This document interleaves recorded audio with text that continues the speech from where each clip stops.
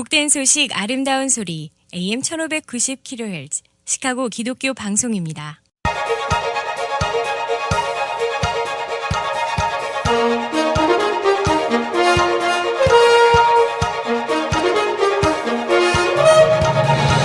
김정일 해설위원의 시사 해설. 세상을 넓게 봅니다. 삶의 지평이 넓어집니다.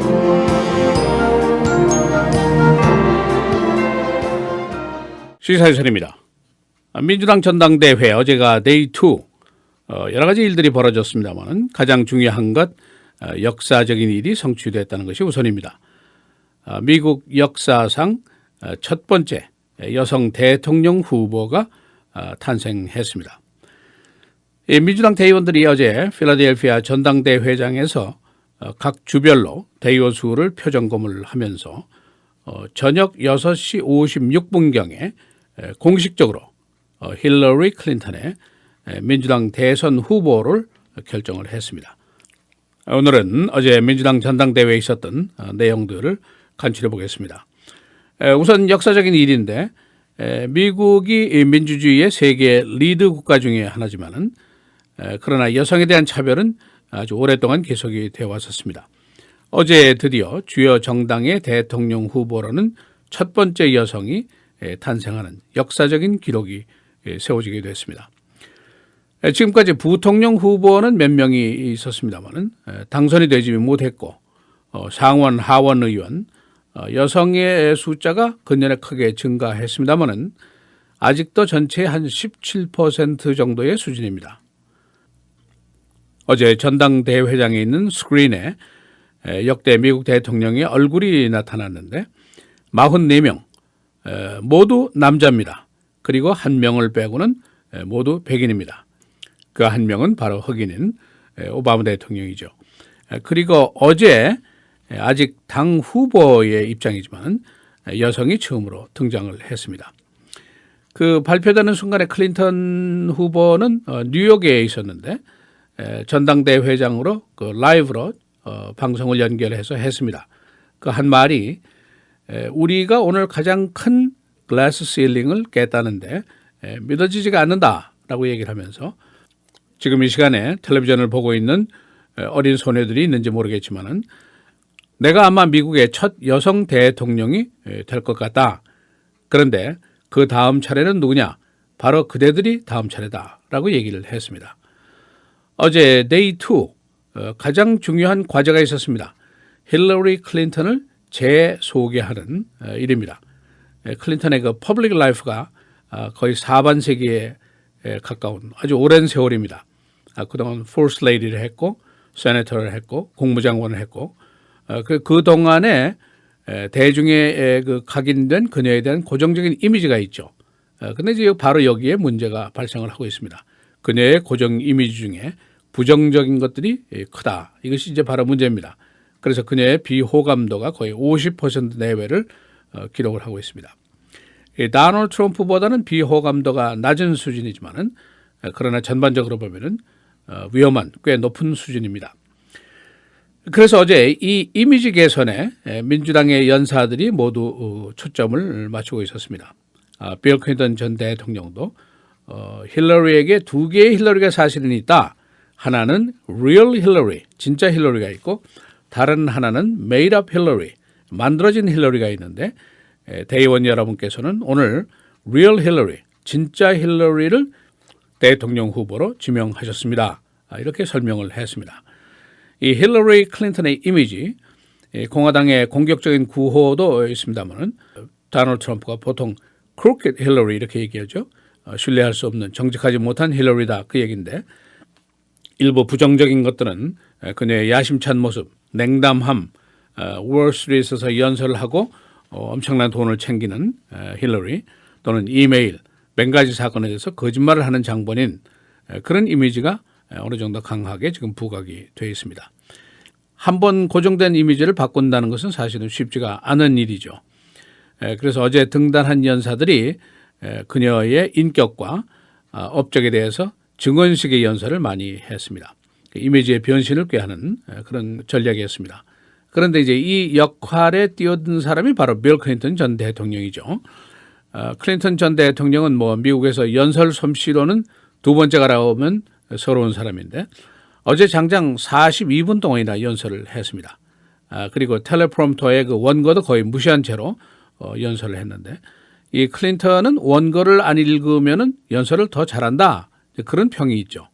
아주 열정적으로 그의 아내를 소개했습니다. 대학 캠퍼스에서 그녀를 처음 만난 때부터 그 러브 스토리를 아주 달콤하게 전달하는가 하면은 그녀가 열정이 있고 능력이 있는 체인지 메이커다라는 점을 거듭 강조를 했습니다. 어제 민주당의 선거 전략에 또 하나 중요한 것은 바로 변화입니다.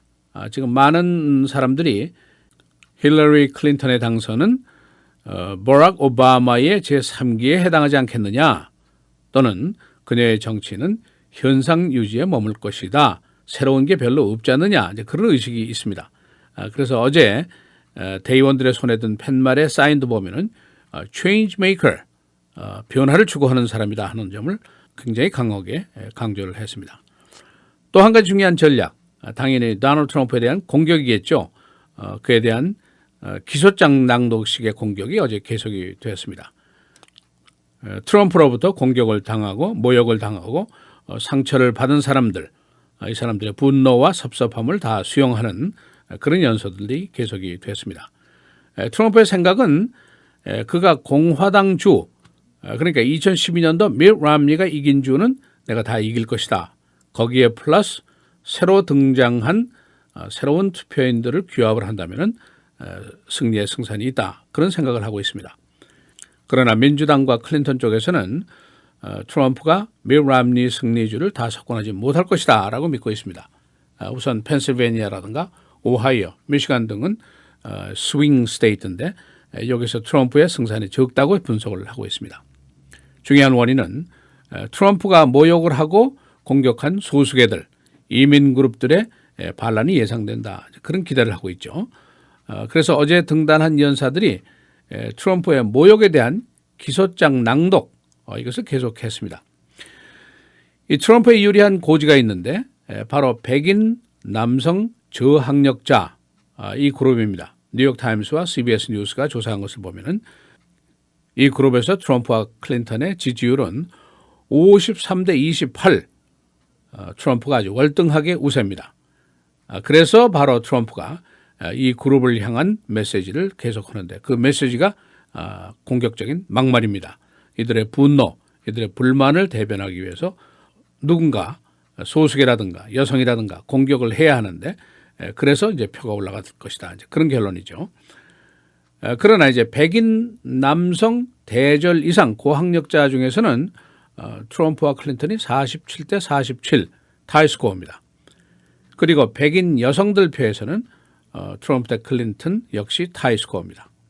그러니까 2012년도 람니 대 오바마 당시에 람니가 56대 42로 크게 리드를 했던 것이 바로 백인 여성 그룹입니다.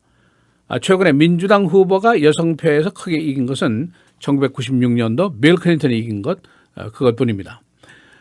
물론 이제 소수계들은 대부분 민주당 성향이고 클린턴 편이죠.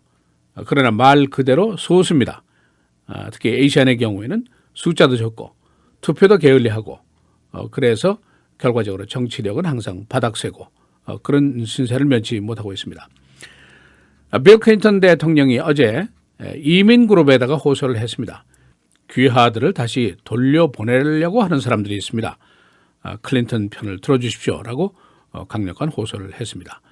오늘 민주당 전당대회 3일째고 오늘은 오바마 대통령이 직접 연설을 할 계획으로 있습니다.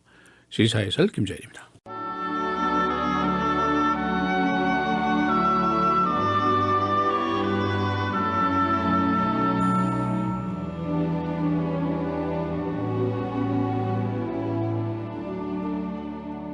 너희가 예루살렘이 군대들에게 에워싸이는 것을 보거든 그 멸망이 가까운 줄을 알라. 그때 유대에 있는 자들은 산으로 도망갈 것이며 성내에 있는 자들은 나갈 것이며 촌에 있는 자들은 그리로 들어가지 말지어다.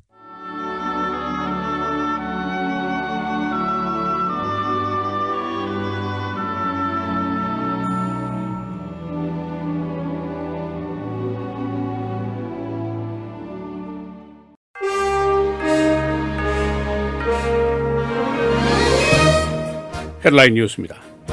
민주당 전당대회 데이 2. 어제 민주당은 미국 사상 최초로 여성 대통령 후보를 지명했습니다. 민주당은 힐러리 클린턴에 대한 이미지 개선을 시도하면서 그대의 변화에 대한 전략과 능력을 소개하기 위해서 노력했습니다. 한편 빌 클린턴 전 대통령은 어제 그의 아내인 힐러리 클린턴을 새롭게 대중에게 소개했습니다. 클린턴 전 대통령은 42분 동안의 연설을 통해서 그녀의 판단력과 강인함 그리고 지식에 대한 신뢰를 호소했습니다.